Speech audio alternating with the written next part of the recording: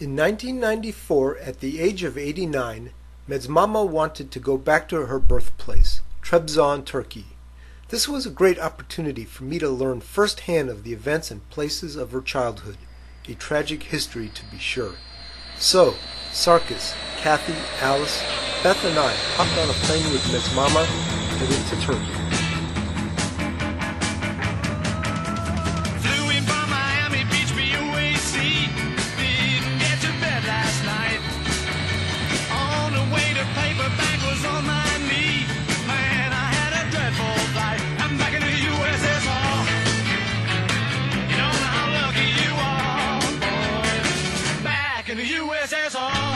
Our first stop was Istanbul. Medzmama had lived here when she was about 13. She was brought here by the Turkish family that had adopted her in Trebizond. We met up with some local Armenians who would help us see the sights around the city.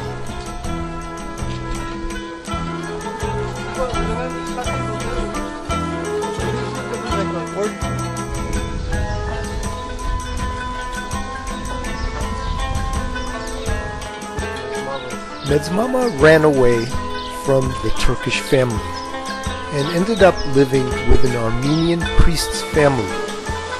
She went to this school.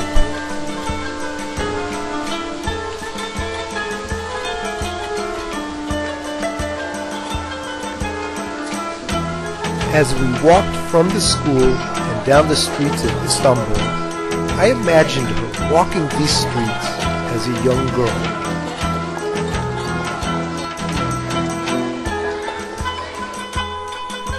From Istanbul, Medzmama, Sarkis, Beth and I took a short flight to Trebizond. As we got off the plane at the airport, I wondered what were the first memories going through Medzmama's mind. I wish I had asked. At the turn of the century, Trebizond had been a lively city, full of Greeks, Armenians, and Turks. That history had been erased. There were no Armenians here now. However, we would come to find signs of an Armenian presence still evident. There wasn't a map in the book. From our hotel in the middle of the city, we tried to figure out where to go. The city had obviously changed a great deal. Medzmama was trying to gain her bearings. Our cab driver spoke some broken English. He would be our driver for the next 2 days. We had a tour book that mentioned a few locations that had been Armenian churches. We decided to visit those with hopes of jogging Medzmama's memory. Are you happy to be here, Medzmama? Are you happy? Huh? Are you happy? Oh, yeah. Sure, I'm happy. Because any trace or knowledge of the Armenian people had been eliminated from Trebizond, seeing an Armenian church was a truly remarkable experience. There were no signs identifying them. However, there was no mistaking classic Armenian symbols and writing engraved in the stone.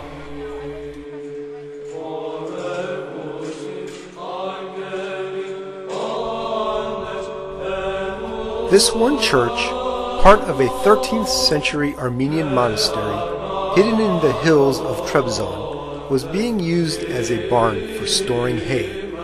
Inside, the walls were crumbling, but frescoes depicting biblical stories were still visible. Unfortunately, we knew they would ultimately disappear from lack of care.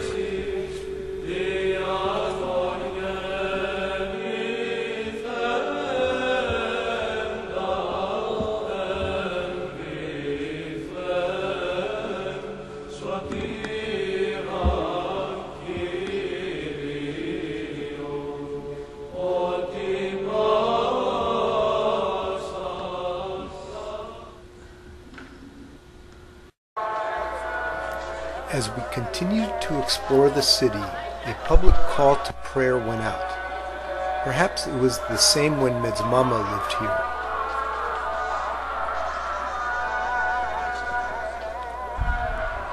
Much of Trebizond was in disrepair.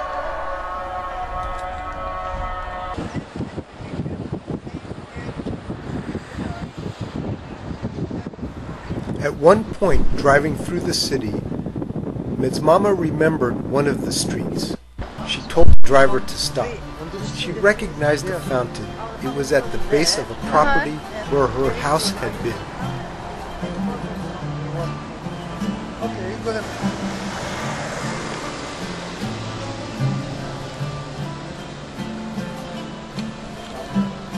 This fountain was the greatest find of the trip.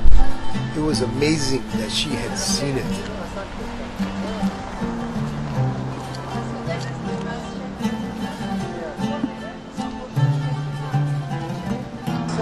What? She's saying that their house was by those trees up there, but to the right was the American embassy.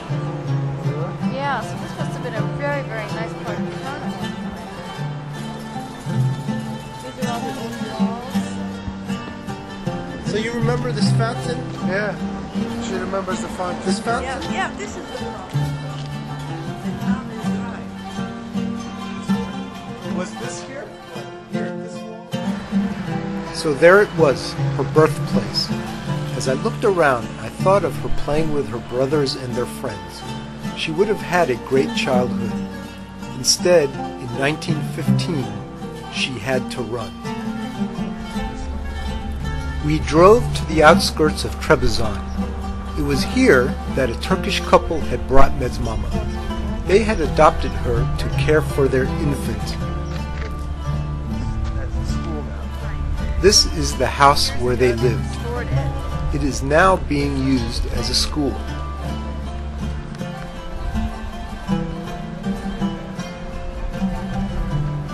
From here, the Turkish family fled to Istanbul, taking Medzmama with them.